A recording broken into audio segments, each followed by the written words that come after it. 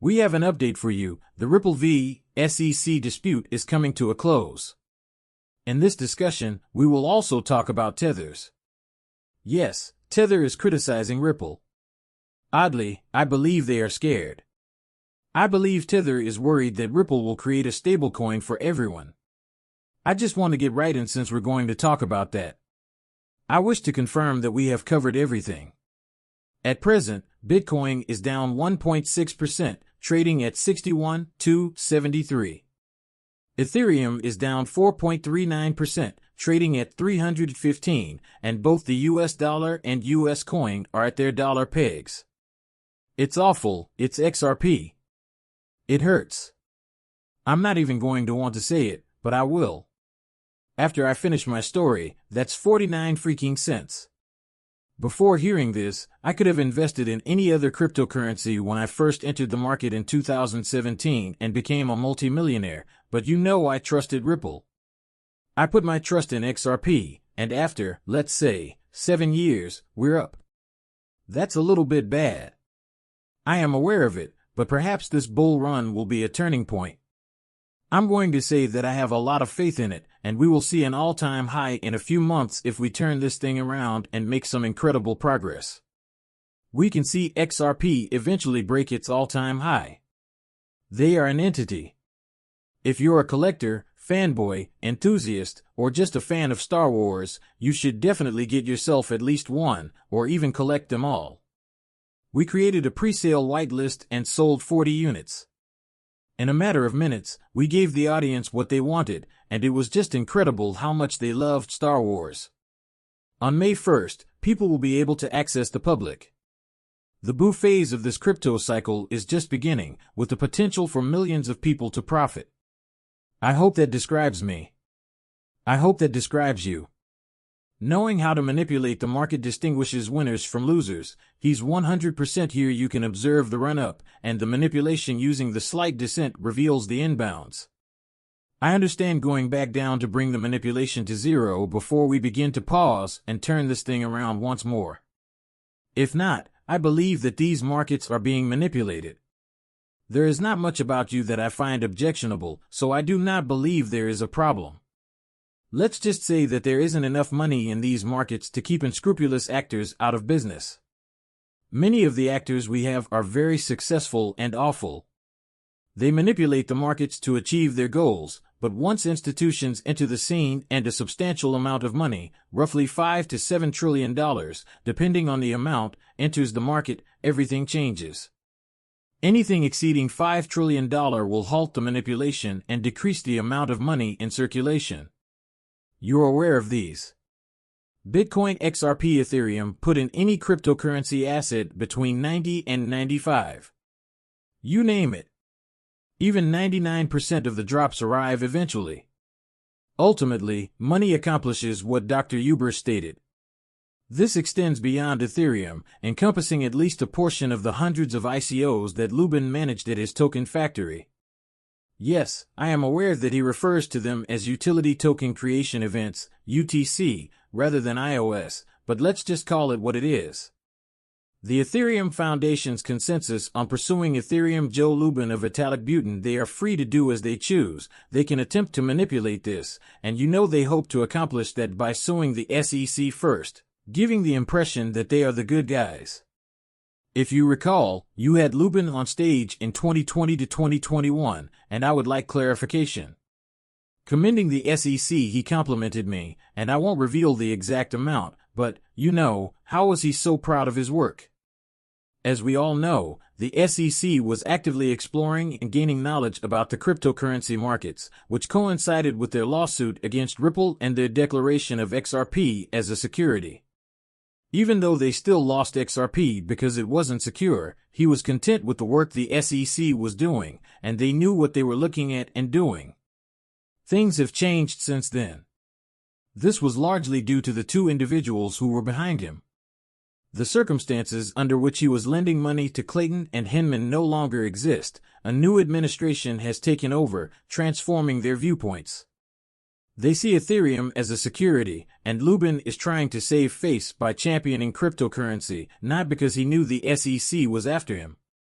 He is filing a lawsuit against the SEC to seek compensation. In response, this same individual was clapping his hands back in 2020 and 2021, thinking they were doing a great job, and stating that XRP was a security. After they went to the Ripple, they left him alone. Well, that's interesting, isn't it? How rapidly do things change these days? The CEO of Abra, Anthony Pop, claims that $50 trillion will enter the cryptocurrency markets via Bitcoin. He gave him a bit. Authorities authorized the creation of the first Bitcoin focus, which provided loans and yields for Bitcoin and other cryptocurrencies. We will introduce members of the international investment community to native cryptocurrency products such as Bitcoin, Ethereum, and Solana, among others. Is that how it is now, $2.5 trillion? That will reach $50 trillion, in my opinion. You are aware that this will alter throughout the next 10 years, if not sooner. Everything is so huge, you know? We're not suggesting that $50 trillion will occur this year, despite the ridiculous claims to the contrary. Pump up your brakes and run. That's approximately 5, 7, 9, and 10 trillion. This is the estimated value of cryptocurrency, although it may reach its peak at $50 trillion in 2030 or 2035. I'm thinking about it. If we look ahead 10 years and assume it's 2035, that's 6 or even 10 years away.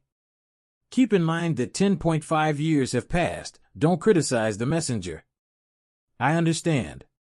30 trillion or 50 trillion, 10 years, that's not much for many of you who will be working for the next 30 to 35 years, 10 trillion if you could simply hang on to your cryptocurrency for 10 years.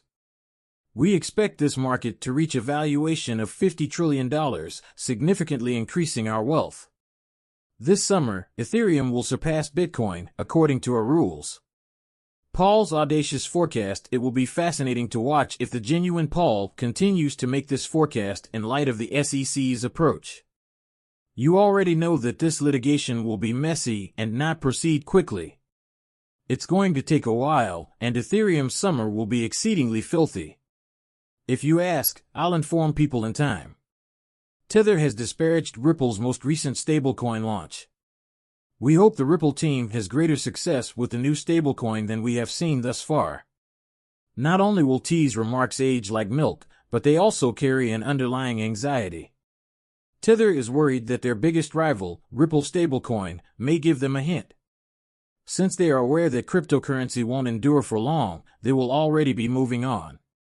They just revealed today that they are investing $200 million in an unknown, dubious company to install computers. People's perceptions are genuine and unfabricated. People, do you know that fear is the reason behind a corporation taking a chance on another company? They worry that their competitors will surpass them and divert funds away from their current endeavors.